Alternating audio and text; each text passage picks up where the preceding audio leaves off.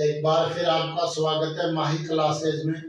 देखिए, संघ सरकार के अंतर्गत पार्ट 1 में मैंने मंत्रिपरिषद 3-0 के बारे में आपको समझाया था, बताया था विस्तार से। आज मंत्रिपरिषद 3-0 पार्ट 2 के रूप में आपको और जानकारी देने के लिए मैं प्रस्तुत हूँ। देखिए साथियों, पिछले पीरियड में मैंने बताया था कि 18वीं लोकसभा के लिए देश में 7 चरणों में चुनाव हुए, अप्रैल 2024 से जून 2024 तक। इसके बाद में 9 जून 2024 को सम्मान्य प्रधानमंत्री मोदी जी की मोदी 3-0 सरकार का गठन हुआ और मंत्रिपरिषद 3-0 का गठन हुआ। अब देखिए, मिनिस्टर ऑफ काउंसिल में 3 प्रकार के मंत्री जो हैं वह शामिल हैं। नंबर 1, कैबिनेट मंत्री, जो अपने विभागों के सुप्रीमो होते हैं, यानी इनके ऊपर कोई मंत्री और नहीं होते हैं। साथ ही साथ प्रधानमंत्री अति आवश्यक मुद्दों पर, संवेदनशील मुद्दों पर, इमरजेंसी मुद्दों पर अपनी कैबिनेट या मंत्रिमंडल के सदस्यों से ही सलाह लेता है और प्रधानमंत्री खुद भी कैबिनेट या मंत्रिमंडल का सदस्य होता है। भारत का प्रधानमंत्री भी मंत्रिमंडल का सदस्य होता है। दूसरे प्रकार के जो मंत्री हैं वो राज्य मंत्री स्वतंत्र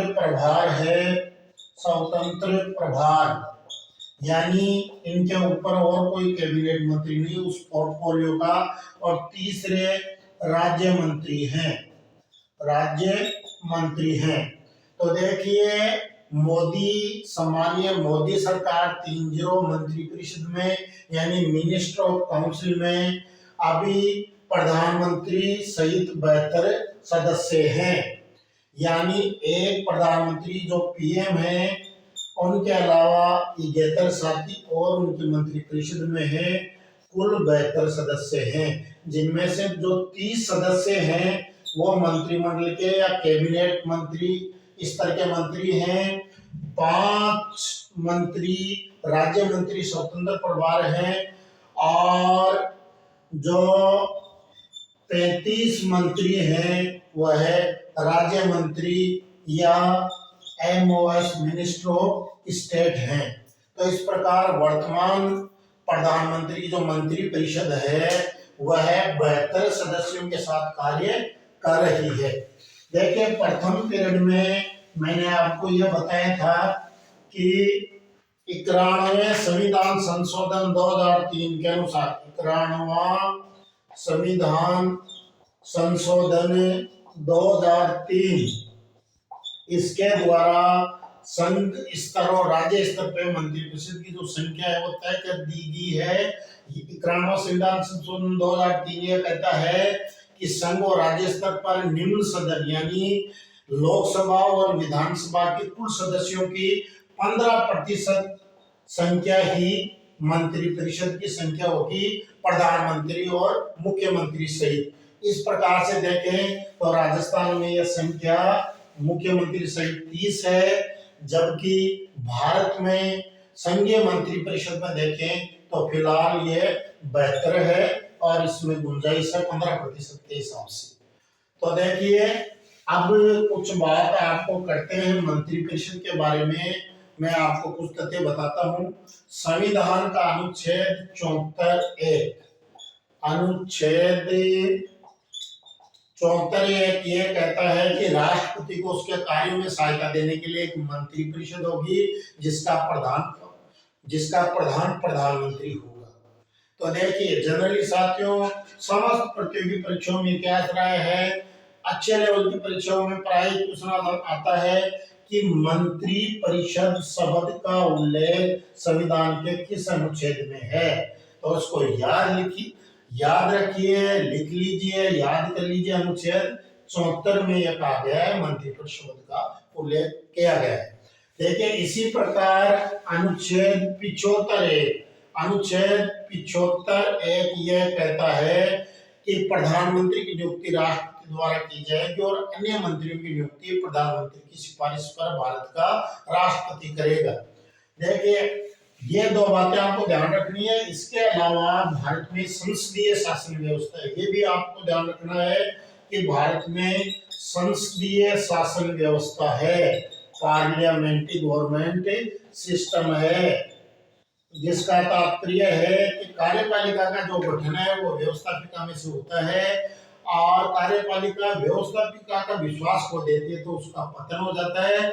इसीलिए इस शासन व्यवस्था के बारे में कहा जाता है कि सब लोग एक साथ डूबते हैं और एक साथ तैरते हैं। इसीलिए सदन के पटल पर संसद में जब किसी सत्तारूढ़ सरकार के एक मंत्री का प्रस्ताव पारित हो जाता है तो संपूर्ण मंत्रिपरिषद को त्याग पत्र देना पड़ता है।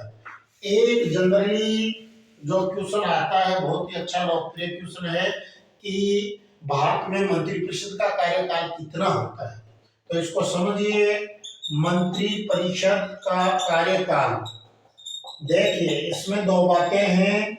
अधिकतम व्यवस्थापिका के अनुरूप होता है, यानी अधिकतम 5 वर्ष हो सकता है, परंतु तार्किक रूप से इसका जवाब आएगा अनिश्चित होता है। अनिश्चित क्यों होता है? क्योंकि कार्यपालिका व्यवस्थापिका के विश्वास पर कार्य करती है और व्यवस्थापिका अपना समर्थन हटाते ही कार्यपालिका का पतन हो जाता है। इसलिए मुख्यमंत्री, मंत्री या प्रधानमंत्री का जो कार्यकाल है वह अनिश्चित होता है, बाकी अधिकतम व्यवस्थापिका के तदनुरूप 5 वर्ष हो सकता है। यह भी आपको ध्यान में रखना है। अब देखिए बात करते हैं मोदी 3.0 में किन किन जगहों को, किन किन चेहरों को कैबिनेट मंत्री का दर्जा मिला है या जो मंत्रिमंडल के सदस्य बने हैं। तो ऐसे मंत्रियों की संख्या 30 है जो मोदी 3.0 मंत्रिपरिषद में कैबिनेट मंत्री का दर्जा रखते हैं। देखिए इनकी बात करते हैं 30 की। तो सबसे पहली बात है श्री नरेंद्र मोदी। नरेंद्र मोदी, इनके पास प्रधानमंत्री भी है, क्योंकि प्रधानमंत्री का पद भी कैबिनेट मंत्री के अंतर्गत ही आता है, मैंने बताया। इसके अलावा इनके पास जो है कार्मिक, लोक शिकायत, पेंशन, ये पोर्टफोलियो है।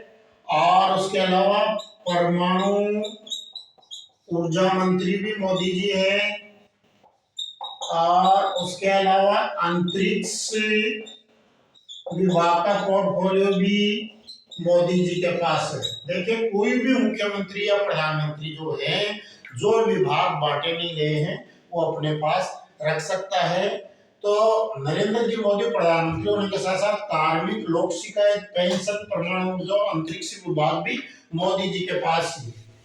अब देखिए मोदी 3.0 सरकार में नंबर 2 चेहरा है श्री अमित शाह। अमित शाह है, ये देश के गृह मंत्री हैं। मोदी 1.0 और 2.0 सरकार में जो 2014 और 2019 में भी मोदी जी की सरकार का गठन हुआ था, उसमें भी गृह मंत्री थे अमित शाह जी। और गृह मंत्री के साथ साथ वर्तमान में ये सहकारिता मंत्री भी हैं। ये भी ध्यान रखना है। आजकल हाईको थीसिस क्वेश्चन आते हैं, जैसे वो कहेंगे कि निम्न कथनों के बारे में विचार कीजिए। अमित शाह भारत के प्रसिद्ध राजनेता हैं, ये भारतीय जनता पार्टी से बिलोंग करते हैं, ये देश के गृह मंत्री हैं, ये देश के सहकारिता मंत्री हैं और ये गांधीनगर गुजरात से बीजेपी के सांसद बने हैं। तो निम्न कथनों में कौन कौन से तथ्य जो हैं वो सत्य या असत्य हैं, तो उसके लिए आपका डीप नॉलेज या आपका मतलब एक अच्छी स्टडी जरूरी है। तो अमित शाह देश के गृह मंत्री या सहकारिता मंत्री हैं और जैसा कि मैंने बताया यह गांधीनगर गुजरात से बीजेपी के लोकसभा सदस्य हैं। ये भी आप एडिशनल ध्यान रखना है। देखिए अमित शाह के बाद में बात करते हैं राजनाथ सिंह। राजनाथ सिंह जो पहले बीजेपी के राष्ट्रीय अध्यक्ष भी रहे थे और यूपी की राजनीति में भी अपना दबदबा रखते हैं। यह है मोदी 3-0 मंत्रिपरिषद में कैबिनेट स्तर के मंत्री के रूप में रक्षा मंत्री हैं और ये उत्तर प्रदेश लखनऊ से बीजेपी के सांसद हैं। ये बात भी आपको याद रखनी है। देखिए इसके बाद में बात करते हैं निर्मला सीतारमण। निर्मला सीतारमण ये देखिए देश की वित्त मंत्री है निर्मला सीतारमण और वित्त मंत्रालय के अलावा इनके पास कारपोरेट मामलों का पोर्टफोलियो भी है और यह है राज्यसभा सांसद हैं। ये भी आपको ध्यान में रखना है। अब देखिए इसके बाद में बात करते हैं शिवराज सिंह चौहान। शिवराज सिंह चौहान इनके पास कृषि मंत्रालय है। कृषि मंत्रालय का पोर्टफोलियो है, यानी सीधे शब्दों में कहें तो शिवराज सिंह चौहान देश के वर्तमान में कृषि मंत्री हैं और यह विदिशा मध्य प्रदेश से बीजेपी के सांसद रहे हैं, काफी कद्दावर नेता हैं और एमपी के मुख्यमंत्री भी रहे हैं। भाजपा की बहुत ही लोकप्रिय शख्सियत हैं। लेकिन अब बात करते हैं जेपी नड्डा। जेपी नड्डा के पास मोदी 3-0 मंत्रिपरिषद में कैबिनेट मंत्री के रूप में जो है वो स्वास्थ्य मंत्रालय है, यानी स्वास्थ्य हेल्थ जो डिपार्टमेंट के कैबिनेट मंत्री हैं वह जेपी नड्डा हैं और बीजेपी से राज्यसभा के सांसद हैं जेपी नड्डा। इसके बाद में साथियों देखिए एस जयशंकर भारतीय विदेश नीति को मोदी की तीनों सरकारों में देश दुनिया तक पहुंचाने वाले व्यक्ति हैं। यह जो है देश के विदेश मंत्री हैं। विदेश मंत्री या विदेश मंत्रालय का पोर्टफोलियो श्री एस जयशंकर के पास में है और एस जयशंकर भी राज्यसभा के सदस्य हैं। देखिए इसके बाद मोदी 3-0 कैबिनेट मंत्री के रूप में आते हैं श्री मनोहर लाल खट्टर। मनोहर लाल जो खट्टर हैं बीजेपी के बड़े कद्दावर नेता हैं, हरियाणा प्रदेश के मुख्यमंत्री भी रहे हैं, अब केंद्र की राजनीति में अपना भाग्य आजमा रहे हैं और आवास और शहरी मामलों के ये पोर्टफोलियो इनके पास है, यानी आवास और शहरी मामलों के मंत्री हैं। साथ ही साथ मिनिस्टर ऑफ पावर यानी विद्युत या बिजली मंत्री भी हैं मनोहर लाल खट्टर। ये दो पोर्टफोलियो जो है मोदी 3-0 सरकार में जो है वो संभाल रहे हैं। इसके बाद में ये मनोहर लाल करनाल हरियाणा से बीजेपी के सांसद हैं। उसके बाद में बात करते हैं एच.डी. कुमारस्वामी। एच.डी. कुमारस्वामी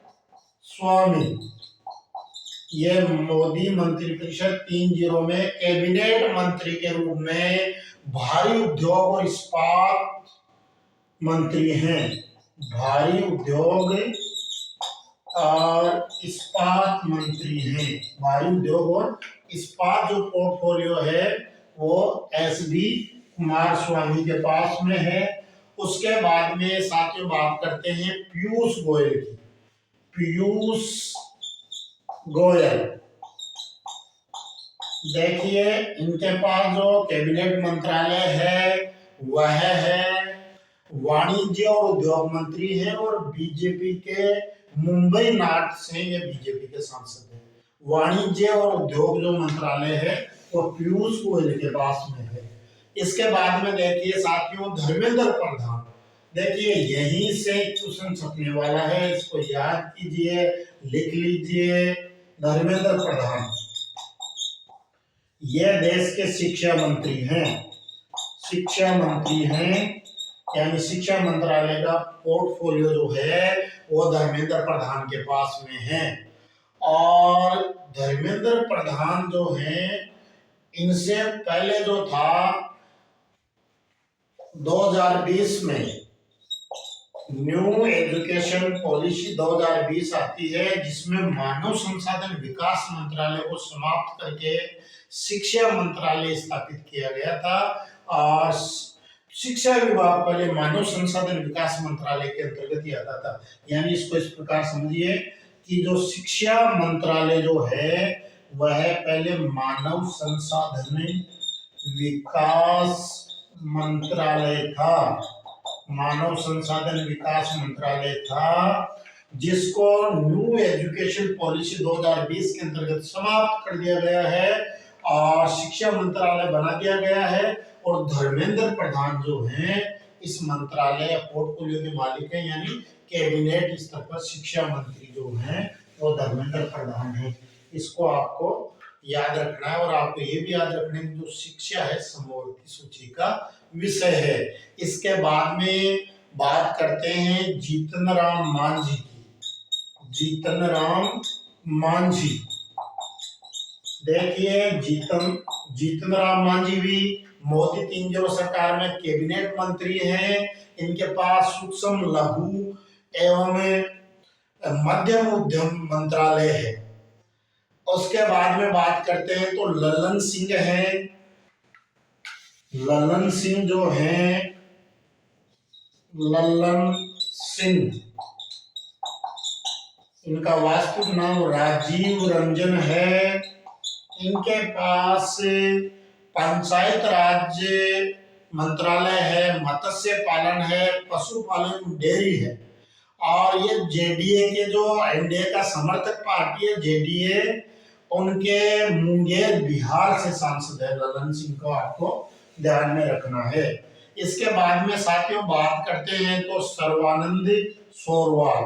सर्बानंद सोनोवाल ये भी बंदरगाह एवं जहाज रानी मंत्रालय इनके पास है। याद रखना है, बंदरगाह एवं जहाज रानी जलमार्ग ये मंत्री हैं। उनके बाद में बात करते हैं डॉक्टर वीरेंद्र कुमार। डॉक्टर वीरेंद्र कुमार यह भारत के सामाजिक न्याय मंत्री हैं। आपको ध्यान रखना है, भारत के सामाजिक न्याय अधिकारिता मंत्री जो हैं वह डॉक्टर वीरेंद्र कुमार हैं, बहुत ही इंपॉर्टेंट है। इसके बाद में बात करते हैं राम मोहन नायडू, जो जिनके पास विमानन मंत्रालय है। और प्रहलाद जोशी के पास, प्रहलाद जोशी जो है इनके पास जो है उपभोक्ता मामले हैं। यह भी बहुत महत्वपूर्ण जो है पोर्टफोलियो है। उपभोक्ता मामले जो हैं श्री प्रहलाद जोशी के पास हैं। इसके बाद में बात करते हैं तो जुएल ओराम की बात करते हैं। जुएल ओराम, देखिए ये आदिवासी राजनीति में बड़ा नाम है जुएल ओराम। और ये जो है आदिवासी मामलों या जनजाति मामलों के जो हैं मंत्री हैं। यह सुंदरगढ़ उड़ीसा से बीजेपी के सांसद हैं, आपको ध्यान रखना है। तो जनजातीय मामले इनके पास हैं। जनजातीय मामलात के मंत्री कौन हैं? बहुत इंपॉर्टेंट है, क्योंकि भारत की पहली जो जनजाति महिला राष्ट्रपति है या पहली जनजाति राष्ट्रपति है वो श्रीमती द्रौपदी मुर्मू है। तो भारत के वर्तमान में 3 मोदी कैबिनेट में जो जनजाति मामलों के मंत्री हैं वो जुएल ओराम हैं। इनके एडिशनल बात बताई मैंने कि सुंदरगढ़ जो है उड़ीसा से ये बीजेपी के सांसद हैं। इसी प्रकार आगे बढ़ते हैं तो गिरिराज सिंह जो कपड़ा मंत्री है मोदी 3-0 कैबिनेट में। अश्विनी सिंह एक महत्वपूर्ण नाम है, अश्विनी सिंह। देखिए वैसे तो ये इनका जो जन्मस्थली राजस्थान का पाली जिला है, जोधपुर में एक्टिव रहे, लेकिन ये उड़ीसा से राज्यसभा के सांसद हैं। मोदी 2-0 में भी ये रेल मंत्री थे और वर्तमान में जो अश्विनी सिंह जी रेल मंत्री के साथ साथ सूचना एवं प्रसारण मंत्री भी हैं, राज्यसभा सदस्य, यानी भारत के रेल मंत्री अश्विनी सिंह हैं।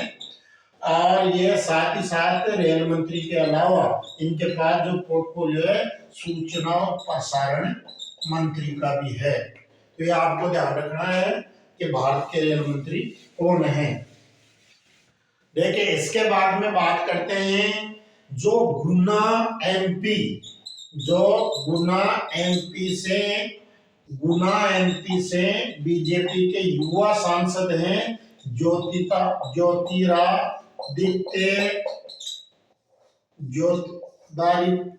ज्योतिरादित्य सिंधिया।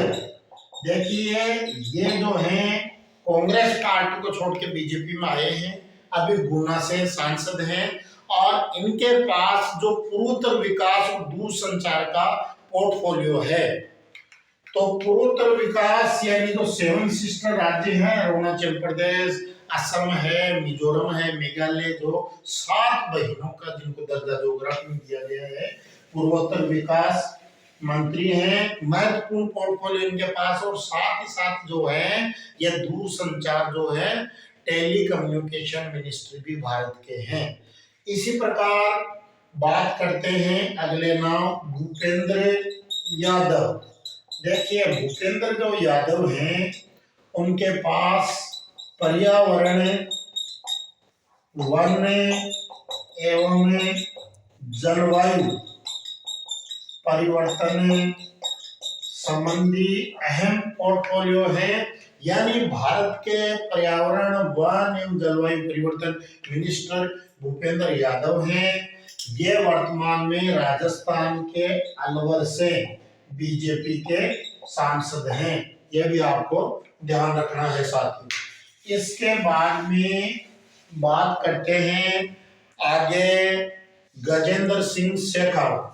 मोदी 1-0 और 2-0 में जो मंत्री रहे हैं, राजस्थान के जाने पहचाने दिग्गज राजनेता गजेंद्र सिंह शेखावत जोधपुर से बीजेपी के सांसद हैं। साथियों ये जोधपुर राजस्थान से बीजेपी के सांसद हैं ये। और मोदी 3-0 जो कैबिनेट है उस कैबिनेट में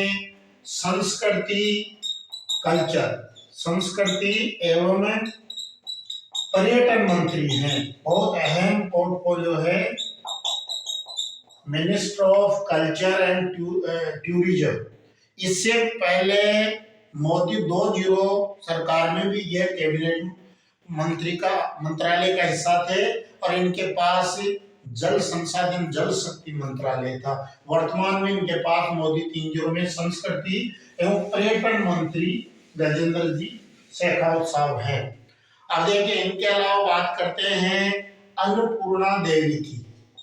अन्नपूर्णा देवी, देखिए मोदी जो कैबिनेट है, सामान्य मोदी जी 3-0 कैबिनेट, उसमें 30 सदस्य कैबिनेट का हिस्सा है मोदी जी के अलावा। उसमें से 2 महिला मंत्री हैं, आपको ये भी ध्यान रखना है, 2 महिला कैबिनेट मंत्री हैं। पूर्व मंत्री महिला तो ज्यादा है मंत्री परिषद में, तो मंत्री परिषद में कुल सदस्यों की संख्या बेहतर है, पर कैबिनेट मंत्री जो मंत्रिमंडल के सदस्य होते हैं वह प्रधानमंत्री के सर्वाधिक नजदीक होते हैं। सर्वाधिक महत्वपूर्ण मामलों में तुरंत किचन कैबिनेट बुलानी हो तो मंत्रिमंडल के सदस्य ही जो है उसमें भाग लेते हैं। और भारत का प्रधानमंत्री और मुख्यमंत्री अहम मामलों में मंत्रिमंडल के सदस्यों से राय भी लेता है, ये बात मैंने बताई। तो अन्नपूर्णा देवी और उससे पहले निर्मला सीतारमण जो वित्त मंत्री है, निर्मला सीतारमण, ये 2 महिला हैं जो कैबिनेट में जो 30 मंत्री हैं उनमें 2 महिला कैबिनेट मंत्री भी हैं। सीधा सीधा क्वेश्चन आता है कि मोदी 3-0 मंत्रिपरिषद में कैबिनेट में महिला मंत्रियों की संख्या कितनी है? 2 है, निर्मला सीतारमण और अन्नपूर्णा देवी। आपको याद रखना है, पूरी मंत्रिपरिषद में अगर महिला मंत्रियों की संख्या पूछेंगे तो वो आंकड़े आपके ज्यादा हो जाएंगे। कैबिनेट में 2 महिला मंत्री हैं और अन्नपूर्णा देवी के पास में जो है महिला एवं बाल विकास विभाग है। क्योंकि आपको पता होगा गंभीर विद्यार्थियों की समर्थ रानी चुनाव हार गई थी, 2-0 में उनके पास ये प्रभार था, ये पोर्टफोलियो था। वर्तमान में महिला एवं बाल विकास मंत्री भारत के अन्नपूर्णा देवी है। आपको याद रखना है, ये जो है बीजेपी की कोडरमा झारखंड से सांसद हैं। कोडरमा सीट जो है झारखंड में, वहां से अन्नपूर्णा देवी बीजेपी की सांसद हैं। ये भी आपको साथियों ध्यान रखना है। अब देखिए, इसके अलावा बात करते हैं तो किरण रिजिजू का नाम आता है। किरण रिजिजू, किरण रिजिजू ये जो है संसदीय कार्य मंत्री हैं देश के, और इसके अलावा जो है अल्पसंख्यक मामलों के मंत्री भी हैं। तो देखिए, किरण रिजिजू के पास कौन से पोर्टफोलियो है? संसदीय मामले, बहुत ही महत्वपूर्ण है मामले, अफेयर्स ऑफ पार्लियामेंट्री, और उसके अलावा अल्पसंख्यकों से संबंधित जो मामले हैं, इश्यूज हैं, अल्पसंख्यक मामला के भी ये जो है मोदी 3-0 सरकार में कैबिनेट मंत्री है किरण रिजिजू। देखिए, किरण रिजिजू एक जो मंजे हुए नेता है, और यह बीजेपी के अरुणाचल प्रदेश स्टेट से जो है वो सांसद हैं। इनके बाद में बात करते हैं हरदीप सिंह पुरी। हरदीप सिंह पुरी जो मोदी 2-0 कैबिनेट में भी थे और इस कैबिनेट में भी हैं, मोदी 3-0 में, और इनके पास जो है पेट्रोलियम एवं प्राकृतिक गैस का मंत्रालय है। पेट्रोलियम एवं प्राकृतिक गैस। तो देखिए, हरदीप सिंह जो पुरी हैं, एडिशनल जानकारी दे दूं, राज्यसभा से बीजेपी के सांसद हैं और मोदी कैबिनेट में शामिल है। इनके पास पोर्टफोलियो है पेट्रोलियम प्राकृतिक गैस, यानी भारत के पेट्रोलियम प्राकृतिक गैस मंत्री कौन है? हरदीप सिंह जी पुरी है। इसको आपको ध्यान रखना है। देखिए, इसके बाद में साथियों बात करते हैं, महत्वपूर्ण नाम है मनसुख मांडविया। देखिए, यही से क्वेश्चन छपने वाला है। इनके पास भी बेहद इंपॉर्टेंट पोर्टफोलियो है। क्या क्या है? श्रम और रोजगार मंत्री, भारत के श्रम और रोजगार मंत्री कौन है? मनसुख मांडविया है। श्रम और रोजगार मंत्री है। जितने भी यूथ अफेयर्स के जो इश्यूज हैं, यानी युवा मामलों के मंत्री भी ये हैं, और साथ साथ जो स्पोर्ट्स है वो भी इनके पास है, यानी भारत के खेल मंत्री सीधा पूछा जाए तो कौन है? श्री मनसुख मांडविया है। और ये जो है ये बीजेपी के पोरबंदर से जो सांसद हैं। इसके अलावा मोदी 3-0 जो कैबिनेट मंत्री के अंतर्गत एक श्री किशन रेड्डी हैं। किशन रेड्डी हैं। देखिए, किशन रेड्डी के पास क्या पोर्टफोलियो है? इनके पास है कोयला एवं खनन या खान मंत्री है भारत के, और ये तेलंगाना के सिकंदराबाद से बीजेपी के सांसद हैं। इसी प्रकार अगले कैबिनेट मंत्री की बात करते हैं, जाना माना चेहरा चिराग पासवान। देखिए, दलितों के एक बड़े नेता थे रामनिवास पासवान, उनके बेटे हैं चिराग पासवान, और बिल्कुल युवा हैं, एनर्जेटिक हैं। इनके पास खाद्य प्रसंस्करण, खाद्य प्रसंस्करण मंत्रालय है। यानी फूड प्रोसेसिंग जो मिनिस्टर हैं भारत के वो चिराग पासवान हैं, और ये लोजपा जो एनडीए की घटक पार्टी है, लोक जनशक्ति पार्टी, लोक जनशक्ति पार्टी के सांसद हैं और हाजीपुर बिहार से सांसद हैं। हाजीपुर बिहार संसदीय सीट से ये लोक जनशक्ति पार्टी के सांसद हैं। आपको एक बात और बता दूं मैं, जो मोदी मंत्रिपरिषद है उसमें कुल 72 सदस्य हैं, सामान्य प्रधानमंत्री सहित। उनमें से जो 11 पद हैं वो उन्होंने जो है घटक दल के सदस्यों को दिए हैं कैबिनेट में। तो ये भी आपको ध्यान रखना है। देखिए, अब अगले जो कैबिनेट मंत्री हैं वह है CR पाटिल। CR पाटिल हैं।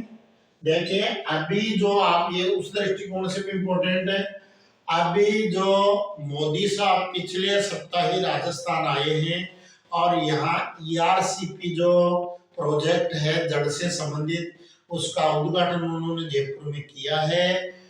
उनके साथ CR पाटिल साहब थे और इनके पास जो पोर्टफोलियो है वह जल शक्ति मंत्रालय का है।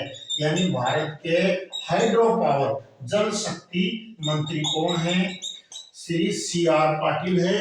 ये ही सेम डिपार्टमेंट मोदी 2.0 कैबिनेट में गजेंद्र सिंह जी के पास था, जो जोधपुर से सांसद है, परंतु वर्तमान में इसको चेंज किया गया है। CR पाटिल को जल शक्ति मंत्री बनाया गया है, जबकि गजेंद्र सिंह जी जो है उनको जो है जो संस्कृति और पर्यटन मंत्री का दर्जा दिया गया है। ये देखिए, गुजरात के नवसारी से बीजेपी के सांसद है, नवसारी संसदीय क्षेत्र से भाजपा के सांसद हैं।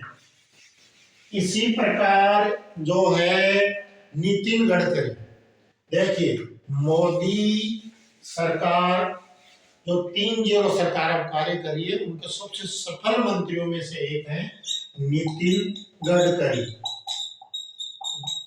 भाजपा के बड़े नेता हैं, भाजपा के राष्ट्रीय अध्यक्ष भी रह चुके हैं और मोदी 1.0, 2.0, 3.0 तीनों में कैबिनेट मंत्री हैं। इनके पास जो पोर्टफोलियो है बहुत ही महत्वपूर्ण है। सड़क परिवहन एवं राष्ट्रीय राजमार्ग मंत्री ये नितिन गडकरी हैं। उनकी वर्किंग जो एफिशिएंसी है, जो शैली है, जो कार्य इन्होंने किया है वो ऐतिहासिक है, काफी पॉपुलर मंत्री हैं ये। इन्होंने एक विजन दिया था कि प्रतिदिन जो भारत में है वो 40 किलोमीटर नेशनल हाईवे का निर्माण होना चाहिए मेरे कार्यकाल में, और 2024 तक जो है वो 60,000 किलोमीटर जो है नेशनल हाईवे का निर्माण का इनका टारगेट था।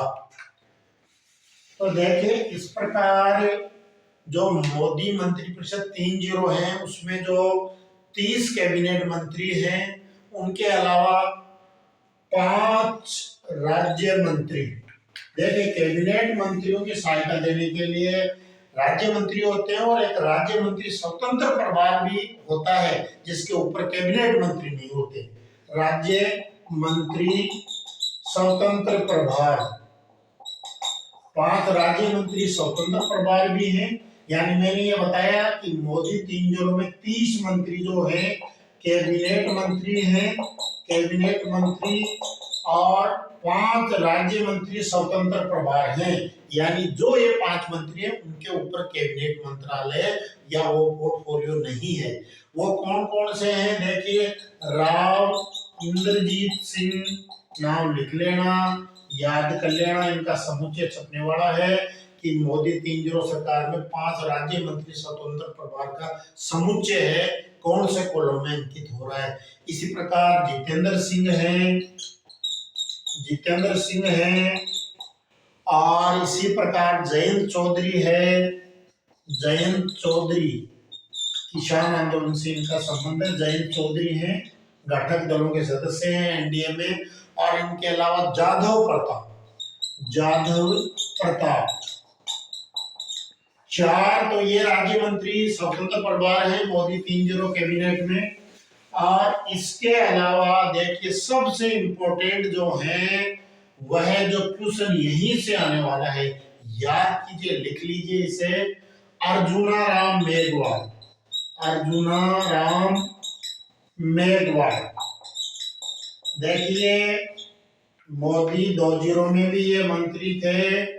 राजस्थान के बीकानेर से बड़े दलित चेहरे के रूप में बड़े नेता हैं, भाजपा के सांसद हैं बीकानेर राजस्थान से।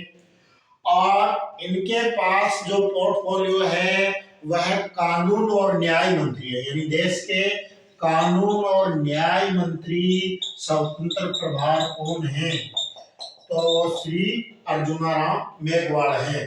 देखिए इसी प्रकार एमओएस 36 एमओएस भी हैं, मिनिस्टर ऑफ स्टेट यानी राज्य मंत्री। राज्य मंत्री के ऊपर कैबिनेट मंत्री ऊपर बैठे हुए हैं और उनके प्रभार में सहायता के लिए जो है राज्य मंत्री पद की संरचना की गई है। वो उनकी संख्या 36 है। प्रतियोगी परीक्षाओं के दृष्टिकोण के हिसाब से और राजस्थान के हिसाब से अजमेर से श्री भागीरथ चौधरी बीजेपी के सांसद हैं, भागीरथ चौधरी, और ये उन 36 राज्य मंत्रियों में से मंत्री हैं। इनके पास जो प्रभाव है कृषि और किसान कल्याण राज्य मंत्री, यानी भारत के कृषि और किसान कल्याण राज्य मंत्री जो हैं वो भागीरथ चौधरी हैं।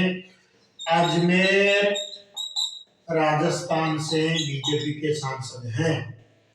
तो इस प्रकार 30 कैबिनेट मंत्री हैं, 5 राज्य मंत्री स्वतंत्र प्रभार है और 36 जो हैं वो राज्य मंत्री मोदी 30 मंत्रिपरिषद में।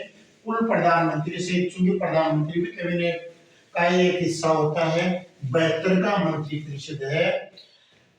अब देखिए एक जो सभी प्रतियोगी परीक्षाओं में क्वेश्चन आने वाला है, बहुत ही इंपॉर्टेंट है। मोदी 30 मंत्रिपरिषद में राजस्थान का प्रतिनिधित्व, राजस्थान का प्रतिनिधित्व। तो आपको मैं दोबारा रिमाइंडर करवा रहा हूं साथियों, सबसे जो प्रथम श्रेणी के मंत्री हैं वह कैबिनेट मंत्री होते हैं। जो मोदी सरकार में 30 है, 30 में से 2 जो मंत्री हैं वो राजस्थान से हैं। मैं पुनः रिमाइंडर करवा देता हूं, गजेंद्र सिंह शेखावत, इनका पोर्टफोलियो है कल्चर एंड टूरिज्म, ये मैंने बताया, जोधपुर से सांसद हैं। मोदी 20 और 10 में भी मंत्री थे। और इसके अलावा अलवर से मैंने बताया कि भूपेंद्र यादव जो जलवायु पर्यावरण और वन मंत्री हैं, अलवर से सांसद हैं। 2 कैबिनेट मंत्री मोदी 30 में हैं। इनके अलावा जो राज्य मंत्री स्वतंत्र प्रभार श्री अर्जुना राम मेघवाल भी राजस्थान के बीकानेर से सांसद हैं, जैसा कि मैंने अभी बताया। और इनके पास कानून और न्याय मंत्री, देश के कानून और न्याय मंत्री, राज्य मंत्री स्वतंत्र प्रभार के रूप में श्री अर्जुना राम मेघवाल हैं। अब देखिए उसके अलावा मैंने भी बताया कि मोदी 30 में 36 जो है वह राज्य मंत्री यानी मिनिस्टर ऑफ स्टेट हैं। उनमें राजस्थान के प्रतिनिधि के रूप में जो अजमेर से सांसद हैं श्री भागीरथ चौधरी, भागीरथ चौधरी जो है वह राज्य मंत्री के रूप में कार्य कर रहे हैं। और इनके पास जो है मैंने ये भी बताया कि कृषि और किसान कल्याण का जो पोर्टफोलियो है। इस प्रकार मोदी 30 में राजस्थान का जो प्रतिनिधित्व है, कुल 4 मंत्री हैं, 2 कैबिनेट, 1 राज्य मंत्री स्वतंत्र प्रभार और 1 राज्य मंत्री। इसको आपको याद रखना है। तो साथियों इसी प्रकार के आपके लिए ऑथेंटिक क्लास में लेकर आता रहूंगा। मैं GS Saini, panchayat elementary education officer in secondary education, Rajasthan सरकार, expert in constitution, polity, international relations, culture, history, Rajasthan GK and current affairs, sports. तो आपके लिए माही क्लासेज में इसी प्रकार के ऑथेंटिक क्लास लेकर आता रहूंगा। आने वाली समस्त परीक्षाओं के लिए जो क्लास है बेहद उपयोगी होने वाली है। अगले पीरियड में 18वीं लोकसभा का लेकर आऊंगा, फिर संवैधानिक पदों पे आसीन व्यक्तियों का लेकर आऊंगा, राजस्थान की जो कल्चर और अन्य महत्वपूर्ण टॉपिक उनको भी लेकर आता रहूंगा। चैनल अच्छा लगे तो चैनल को लाइक, शेयर, सब्सक्राइब और कमेंट करें। Thank you.